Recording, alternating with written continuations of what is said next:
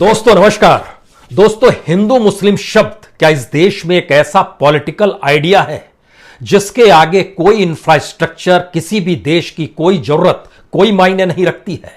राजनीतिक तौर पर जैसे ही आप हिंदू मुस्लिम शब्द का इस्तेमाल करते हैं, वैसे ही हर कोई भूल जाता है कि इस देश में 2 जून की रोटी मुहैया करा पाना भी मुश्किल हो चला है। जैसे ही हिंदू मुस्लिम शब्द आता है, वैसे ही आप बेरोजगारी का जिक्र नहीं करते हैं। आपको स्वतंत्र मीडिया भी नहीं चाहिए, आपको जुडिशरी यानी कोर्ट भी नहीं चाहिए। इतना ही नहीं, हर वो चीज, चाहे वो शिक्षा का क्षेत्र हो, चाहे वो हेल्थ सेक्टर हो, जो भी जरूरत जिस देश की होती है और उसकी परिस्थितियों के साथ इस देश को आगे बढ़ना है, वो सारी सोच एक साथ धराशायी हो जाती है क्योंकि सामने हिंदू और मुस्लिम शब्द आकर खड़े हो गए। तो क्या भारत को लेकर जो भी नैरेटिव्स महात्मा गांधी के दौर से, या कहें महात्मा गांधी के आश्रय ही भारत की विचारधारा जो राष्ट्रीय और अंतर्राष्ट्रीय तौर पर जानी जाती रही, अब वो बदल चुकी है? या फिर भारत में एक बड़ा सिविलाइजेशन चेंज आ चुका है? यह सिविलाइजेशन चेंज हिंदू मुस्लिम शब्द कहें या फिर कहें रिलीजन के आइडिया के आगे किसी भी पॉलिटिकल पार्टी के पास कोई आइडिया नहीं है कि उसके आगे वो कैसे निकल पाए। इसके ठीक उलट जो भी राजनीतिक तौर पर विपक्ष की सत्ता को संभालते हुए सत्ता में आने का प्रयास करता है, वह भी धर्म की चादर ओढ़ना चाहता है। उसे भी मंदिर जाना पड़ता है, उसे भी जय श्री राम का नारा लगाना पड़ता है, और कुल मिलाके जो बेसिक जरूरत किसी भी देश की होती है, वो सारे सवाल गौण हो जाते हैं। आज इस बात का जिक्र इसलिए क्योंकि पश्चिम बंगाल को लेकर जो एक मोटी लकीर देश के प्रधानमंत्री नरेंद्र मोदी ने खींची, उस लकीर के इस पार या उस पार जब आप खड़े होइएगा तो आपको एक वक्त के लिए लौट चलना होगा 1947, 15 अगस्त 1947। विभाजन कहें या देश की आजादी के जश्न में डूबा हुआ संसद कहें, लेकिन महात्मा गांधी यहां नहीं थे बल्कि कलकत्ता में थे। और जब देश में दंगे हो रहे थे, वो नोआखली की गलियों में घूम रहे थे, हिंदू मुस्लिम में एक तरह से एकता पैदा करने की कोशिश कर रहे थे। लेकिन मौजूदा वक्त में ये सारी परिस्थितियां बदल गई है। ना जनता के साथ नेताओं के सरोकार है, ना कोई मलहम लगाने वाला है, ना प्लुरलिस्टिक सोसाइटी के बारे में सोचने वाला है, बल्कि हिंदू मुस्लिम शब्द आते ही भारत पूरी तरीके से अपने आप को राजनीतिक तौर पर बंटने और बांटने की परिस्थिति में लाकर राजनीतिक जनादेश देने की स्थिति में आ चुका है। और यह जनादेश पश्चिम बंगाल का 2 मई को आप देखेंगे भी। लेकिन इसी के अक्स तले कई बड़े सवाल हैं और हमें लगता है कि मौजूदा वक्त में प्रधानमंत्री मोदी के सत्ता के तौर तरीके को डिकोड करने की स्थिति बहुत जरूरी है, जो आपको समझना चाहिए। यह इसलिए क्योंकि अगर आप एक पूरी फेरिस्त को देखें, किस तरीके से स्टेज बाय स्टेज इस देश में जो भी पॉलिटिकल आइडिया निकल कर आया, उस पॉलिटिकल आइडिया की इतनी जल्दी मौत क्यों हो जाती है। और राजनीतिक तौर पर जीत मिल जाए लेकिन आइडियाज की मौत हो जाती है। क्या यह नहीं कहा जा सकता है कि अन्ना हजारे, याद कीजिए अन्ना हजारे का जिक्र जब हम कर रहे हैं तो टाइम मैगजीन ने निकाला था कि उनके आइडियाज शायद भारत को गांधी की विचारधारा से जोड़ते हुए आने वाले वक्त में एक नई दिशा में ले जाएंगे। लेकिन आज की तारीख में अन्ना हजारे को लेकर शायद देश के भीतर के 10 इडियट्स भी कुछ कहने की स्थिति में ना रहेंगे। इतना ही नहीं, उसके बाद याद कीजिए बाबा रामदेव, अरविंद केजरीवाल, नीतीश कुमार, मौजूदा वक्त में राकेश टिकैत, ये सारे अपने अपने वक्त के नायक हैं। लेकिन इस नायकी के पीछे जो संवाद है राजनीतिक तौर पर, क्या वह आरएसएस का रहा है, बीजेपी का रहा है, मोदी सत्ता का रहा है? वो कौन सी वजह थी जिसमें अन्ना आंदोलन सफल होते चला जा रहा था और इस देश के भीतर में करप्शन को लेकर लोगों के भीतर आक्रोश था?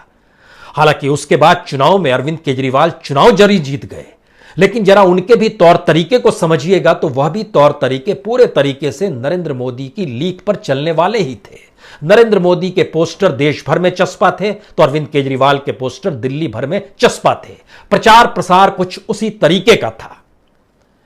लेकिन उसको आगे बढ़ाने की सोच और उनको ढहाने की सोच का मतलब यह है कि दिल्ली में मुख्यमंत्री के सारे पावर अगर एलजी के हाथ में दे दिए गए तो फिर आप चुनाव जीतकर भी क्या कर लेंगे।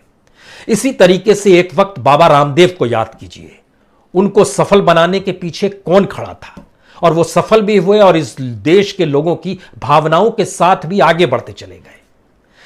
नीतीश कुमार को सफल बनाने के पीछे और उनको ताकत देने के लिए मोदी की सत्ता किस तरीके से रही, लेकिन आज की तारीख में नीतीश कुमार बीजेपी के आगे रेंगते नजर आते हैं। आइडियाज की मौत कैसे होती है, संघर्ष की मौत कैसे होती है, पॉलिटिकल अल्टरनेटिव्स इस देश में ना आ पाए उसकी मौत कैसे होती है, यह सफर चलते चलते एक नया आइडिया किसान आंदोलन के तौर पर भी इसी देश में उभरा है। किसान आंदोलन तो इस देश में एक माइलस्टोन के तौर पर अपने आप को डेवलप कर सकता है, लेकिन फिर ध्यान दीजिए, जो आंदोलन की शुरुआत थी उसमें हरियाणा और पंजाब के नेताओं और उनके अनुभव की जो जरूरतें थी वो सारी चीजें शिफ्ट राकेश टिकैत की तरफ हो गई। और आज की तारीख में राकेश टिकैत का होना ही आंदोलन की पहचान है और चेहरा है। हो सकता है आने वाले वक्त में जो हमने अन्ना हजारे का हाल देखा, जो केजरीवाल का हाल देखा, जो बाबा रामदेव का हाल देखा, जो नीतीश कुमार का हाल देखा, वही हाल किसान आंदोलन में हो सकता है, राकेश टिकैत के साथ भी आपको नजर आ सकता है।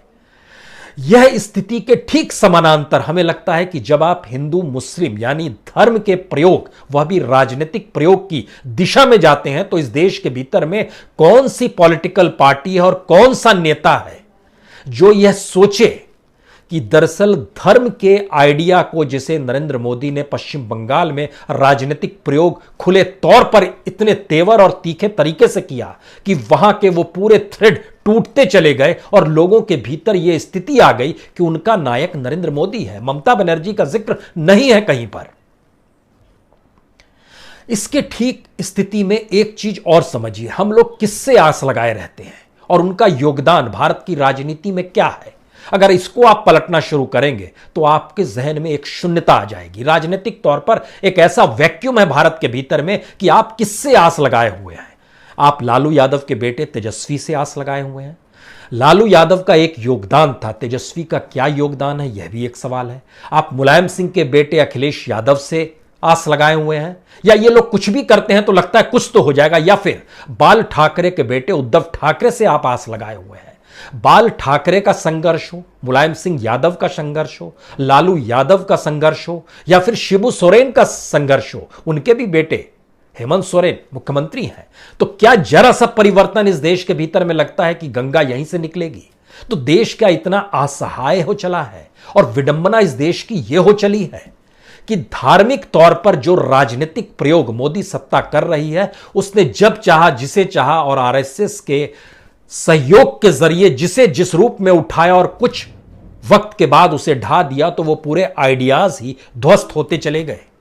क्योंकि मौजूदा वक्त को लेकर कुछ सवाल आपके जहन में होने चाहिए, खासतौर से डेमोक्रेसी का सवाल। डेमोक्रेसी के सवाल में आपके सामने जैसे ही डेमोक्रेसी के 4 पिलर्स का जिक्र होगा, पहला पिलर तो मीडिया ही होगा, क्योंकि मीडिया सरकार से निष्पक्ष तौर पर और बिना डरे सवाल पूछ सकता है। लेकिन स्थिति क्या है भारत की मीडिया को लेकर? इंटरनेशनल इंडेक्स में 180 देशों में भारत का नंबर 142 है और भारत में माना जाता है कि मीडिया स्वतंत्र नहीं है। दूसरी स्थिति न्यायपालिका की, जुडिशरी की आती है और यह माना जाता है कि वो संविधान का रक्षक है। लेकिन अंतर्राष्ट्रीय इंडेक्स में 128 देशों में भारत की जुडिशरी का नंबर 69 नंबर पर है।